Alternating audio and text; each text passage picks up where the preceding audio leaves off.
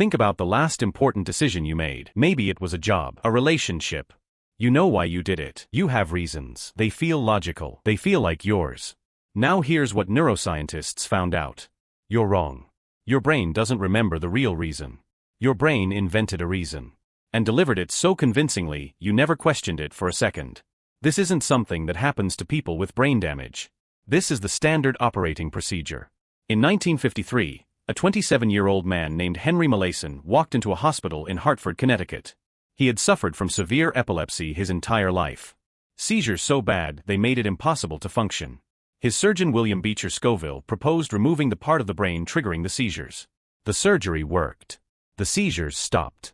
Henry woke up calm, articulate, and completely himself. Except for one thing. He could no longer form new memories. Every conversation disappeared within minutes. He could read the same magazine article over and over and find it new every time. For 55 years. Scientists studied him for decades. And what they found wasn't just the story of one broken brain. It was a window into how every brain actually works. Every single one. Memory is not a recording. It was never a recording. Every time you remember, your brain reconstructs.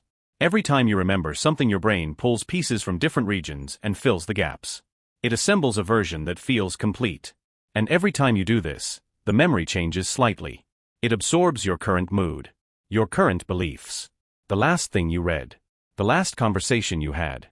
By the time a memory is 10 years old, the version in your head may share almost nothing with what happened. You aren't remembering the past. You are rebuilding it. Every single time. In the 1970s, psychologist Elizabeth Loftus ran experiments that should have changed everything. She showed participants footage of a car accident. Then asked them a simple question about speed. How fast were the cars going when they smashed into each other? One word. Smashed. Participants reported significantly higher speeds. Same footage. Same people. One word different. She asked about broken glass at the scene. There was no broken glass. A third remembered it anyway. She had planted a false memory with a single sentence. And the people who had it had no idea it wasn't real. But this is where it gets much stranger. Because it's not just memories your brain rewrites. It's the decisions you think you're making. In 1983, Benjamin Libet asked people to flex their wrist. The brain showed electrical activity 350 milliseconds before the person reported deciding to move. The decision had already been made. Before the conscious mind knew about it. The awareness of choosing came after the machinery had already started. Libet's experiment has been repeated dozens of times. The gap has been measured as long as 10 full seconds in some studies. 10 seconds. Your brain decides. Then it tells you. And you experience the notification as the decision itself. The voice in your head that says I chose this is not the author. It's the narrator. It's arriving after the fact and writing a story that makes the ending look intentional. Neuroscientists have a name for what happens when that narrator loses its source material. Confabulation. When patients are asked why they did something, they answer immediately and confidently. Completely fabricated. The confabulating brain doesn't know it's confabulating. It genuinely believes the story it's telling. And the disturbing part isn't the patients with brain damage. It's that healthy brains do this constantly. In 2004, psychologists Lars Hall and Petter Johansson ran an experiment called choice blindness. They showed participants 2 photographs and asked them to pick the more attractive face. Then using sleight of hand they secretly switched the photos and handed back the one not chosen. More than 70% of participants didn't notice the switch. They looked at the wrong face and explained their choice. They constructed a full coherent justification for a decision they never made. And believed every word. The explanation you give for your own behavior is not a report, it is a performance. Your brain observes what you did and generates the most plausible story. Then hands it to you as truth. Because the story comes from inside, it feels like truth. It always feels like truth. This is why 2 people can experience the same argument and both walk away convinced the other person started it. This is why people who change their political views often remember always having leaned that way. This is why eyewitness testimony has been responsible for more wrongful convictions than any other evidence. The witness isn't lying. The witness is telling you exactly what their brain reconstructed. Your brain is not lying to you the way a person lies. It is not malicious. Not trying to deceive you. It is doing something far more unsettling. Trying to protect you from processing reality as it actually is. The raw sensory data pouring into your brain every second is too much. Too fast. Too contradictory. So your brain edits. It selects. It smooths the inconsistencies. Builds a coherent protagonist out of chaos. It builds a coherent protagonist out of the chaos and hands you that protagonist and says this is you.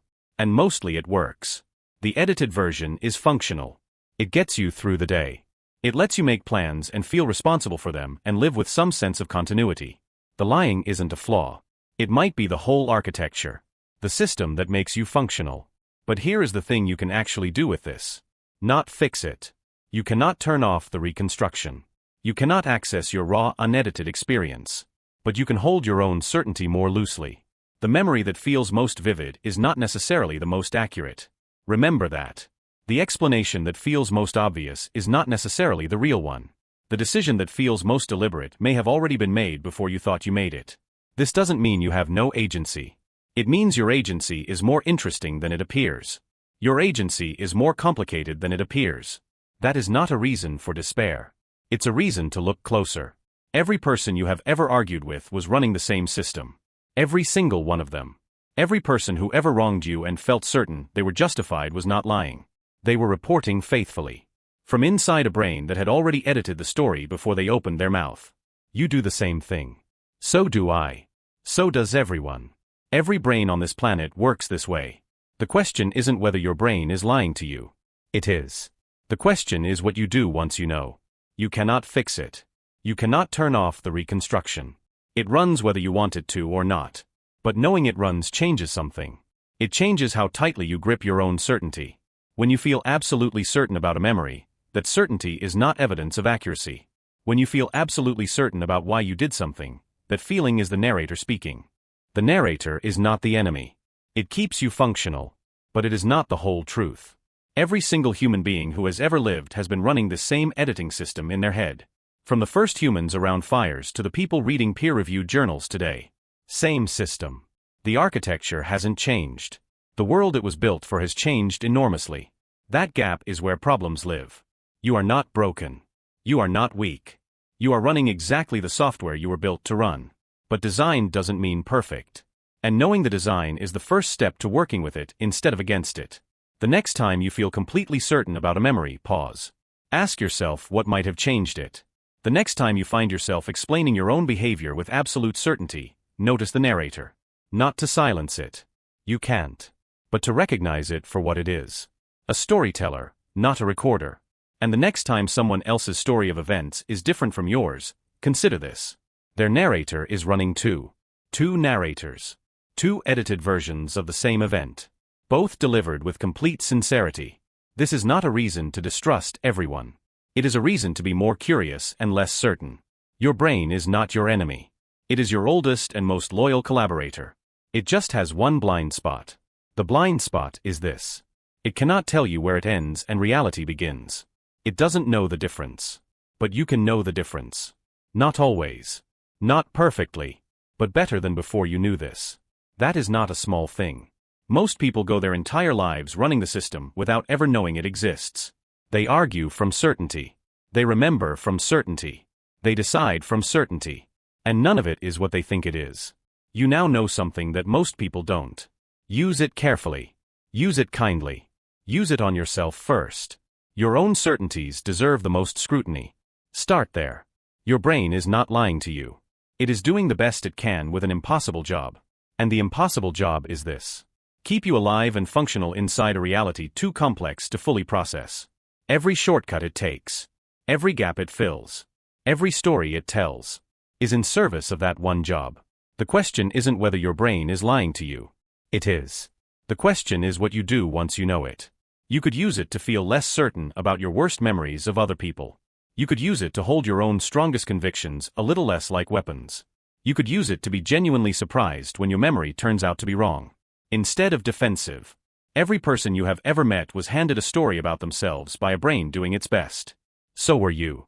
The question is what you do once you know it. And that question is entirely yours to answer.